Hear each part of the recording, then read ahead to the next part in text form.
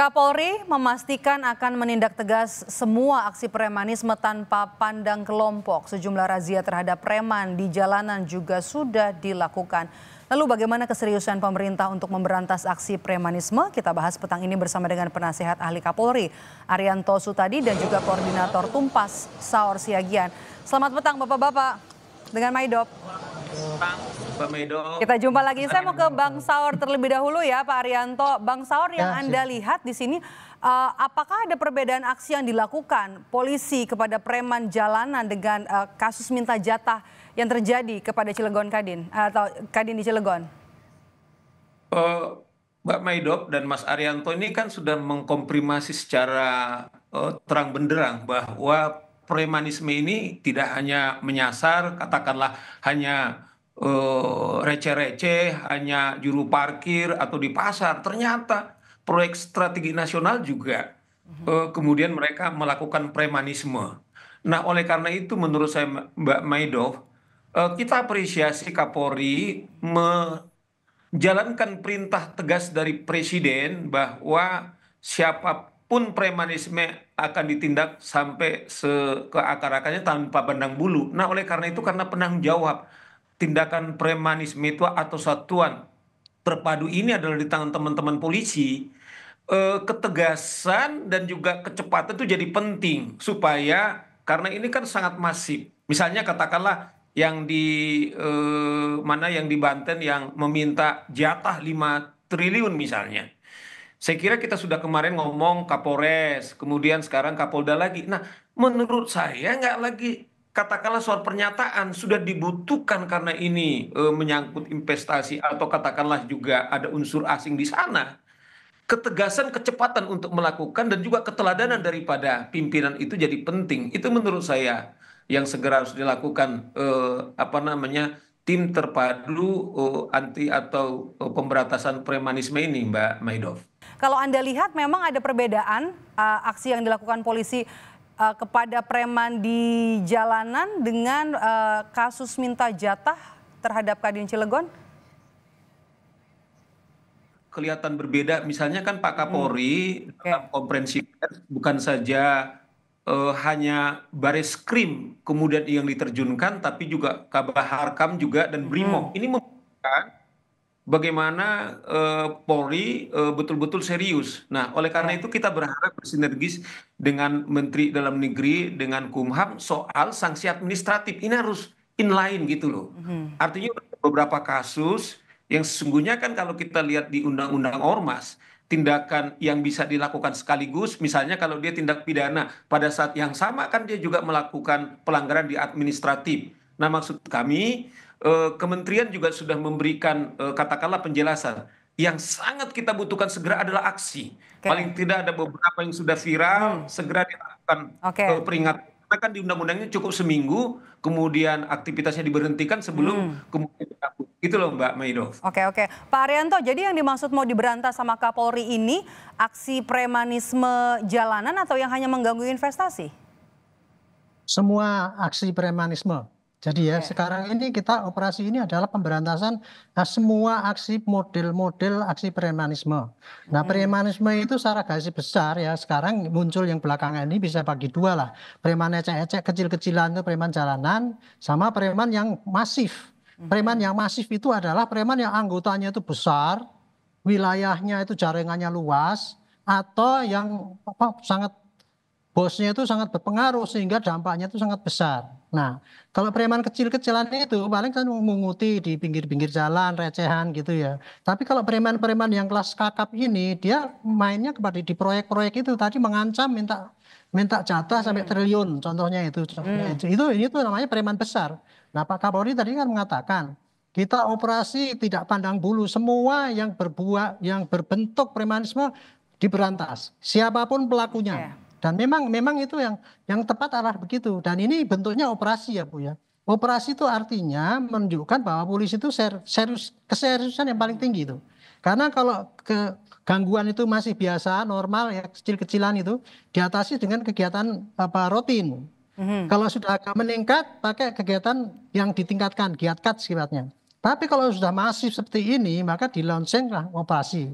Operasi itu dilakukan dengan anggaran tertentu, biaya tertentu, waktu yang tertentu, dan pasukan yang tertentu gitu, sesuai dengan ancaman yang ada. Dan kali ini dilaksanakan serentak seluruh Indonesia kan itu oleh Pak Kapolri mulai 1 Mei. Ini menunjukkan keseriusan Kapolri mengantisipasi maraknya preman yang sekarang ini memang sudah luar biasa. Nah, belakangan ini ada maraknya itu ditunggangi dengan yang namanya preman yang dilakukan oleh ormas kan gitu kan. Sehingga sasarannya ini kepada ormas atau bukan. Tidak pandang ormas siapa itu. Yang dilihat adalah ormas apapun, kalau mau siapalah, mau ormas yang besar kecil, tapi kalau itu melakukan tidak pidana, jangankan ormas. Orang instansi aja bisa tadi. Saya dengar di Kadin tadi kan terlibat. Itu termasuk juga sasaran premanisme. Jadi premanisme itu bisa dilakukan bukan hanya orang-orang pengangguran, tapi termasuk orang yang bahkan mungkin aparat pun bisa melakukan premanisme kalau dia berbuat anarkis gitu. Ini sasaran daripada premanisme gitu. Jadi bukan hanya pilih-pilih. Oke, artinya polisi serius kemudian juga tidak pandang bulu. Bang Saur, dengan proses adanya mediasi, kemudian juga sanksi organisasi atau administrasi, apakah ini dinilai bisa cukup memberi efek jera pada kelompok-kelompok yang sering meminta jatah proyek ke perusahaan asing, Bang Saur? Nah, karena ini kita kan dalam keadaan momentum, dalam keadaan kegentingan memaksa, yang tadi Mas Arianto sudah menyebut itu operasi, menurut saya tidak lagi dibutuhkan administratif, segera tindak, ini menyangkut proyek strategi nasional loh. Mas Arianto tadi bilang ada uang diminta 5 triliun tanpa tender. Ini kan menurut saya bukan lagi soal administrasi, ini sudah pemaksaan, sudah menghambat investasi, terlalu banyak pasal yang segera dikenakan. Makanya saya dorong kepada teman-teman Kapolda atau Kapolres, instruksi Kapolri itu dibutuhkan kecepatan dan juga rasa percaya diri. Jadi mereka bukan saja katakanlah diperintahkan oleh Pak Kapolri, tapi juga instruksi Presiden sebagai kepala negara dan kepala pemerintahan. Lebih dari itu masyarakat sekarang menunggu. Kita lihat misalnya kayak kasus katakanlah di salah satu pasar besar itu yang di Pasar Rebo. Ya kan mereka memelihara ada ratusan pedagang yang setorannya kepada mereka dan sudah berani melawan. Tidak melihat ini medop kecil, tapi ini adalah merepresentasikan bahwa begitu banyak warga negara Indonesia mengumpulkan 1.000, 2.000 rupiah, tetapi ada yang pemalak dapat 20 orang, bahkan ada salah satu yang di pasar itu 30 karcis diminta. Nah, kapan mereka kemudian bisa mendapatkan keuntungan kecuali memenuhi kebutuhan daripada para preman itu. Jadi saya tidak melihat ini kecil.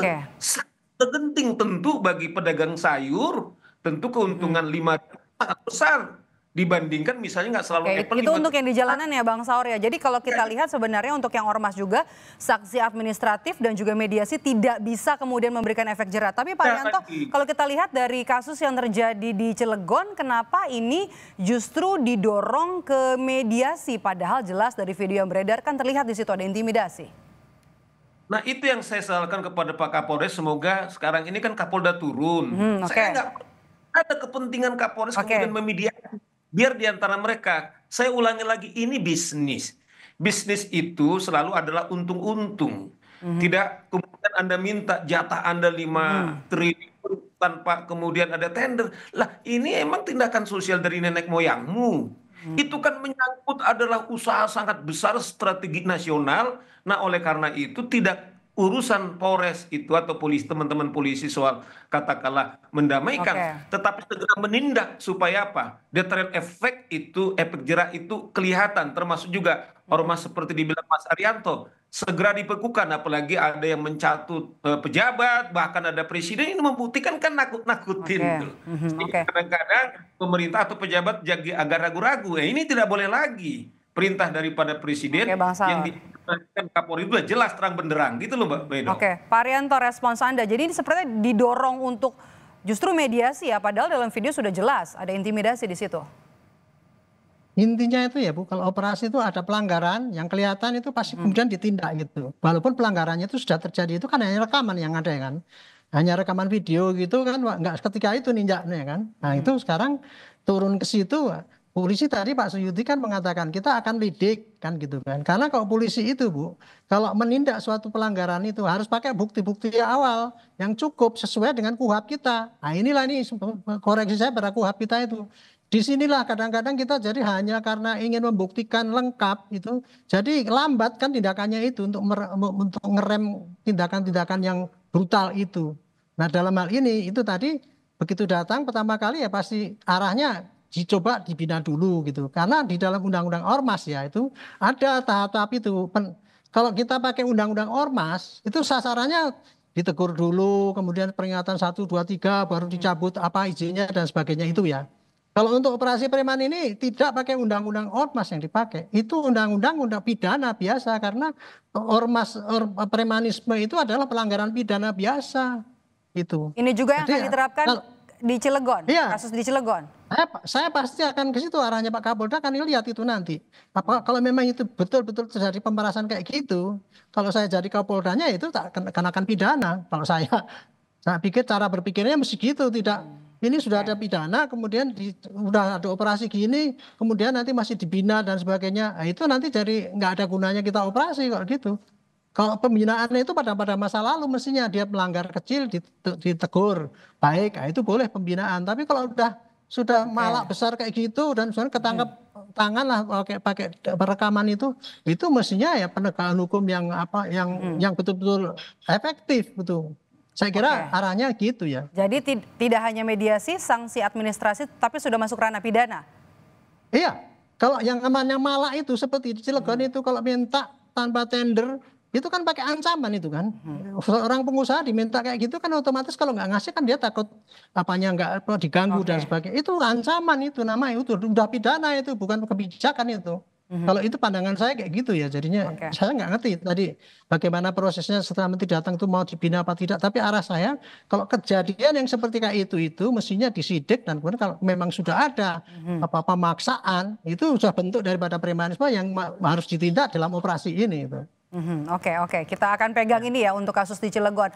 Tapi Bang Saur, kalau kita lihat kan tadi kan Pak Arianto juga sudah bilang kalau Polri ini berjanji untuk memberantas aksi premanisme di jalanan dan juga yang sudah mengganggu investasi. Polisi ini kan memberantas premanisme dengan cara merazia preman, begitu ya. Kemudian juga membangun posko-posko satgas.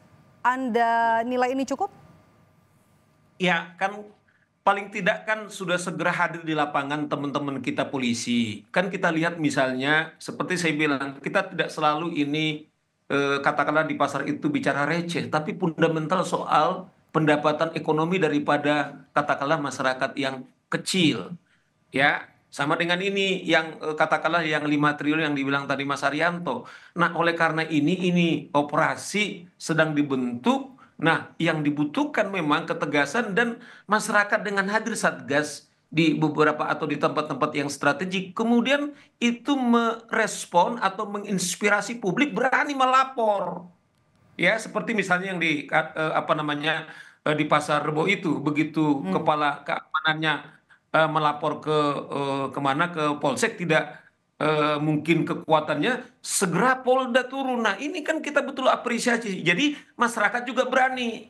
Andaikan misalnya dia mengancam akan menurunkan anggotanya sekian ribu misalnya, kehadiran alat negara dalam konteks polisi pasti mereka berhitung. Karena kan sering mereka ngancam-ngancam bullshit soal berapa jumlah kepala, bahwa mereka nggak bisa dibubarkan. Yang dibutuhkan adalah wibawa dan ketegasan bahwa mereka itu tidak berhak untuk melakukan pemerasan atau ancaman atau katakanlah untuk menindak seseorang gitu loh Mbak Medo. Oke, baik, kita pegang janji Kapolri yang akan memberantas tindakan premanisme tanpa pandang kelompok. Terima kasih sudah bergabung bersama kami Pak Arianto Sutadi dan juga Bang Saur Siagian.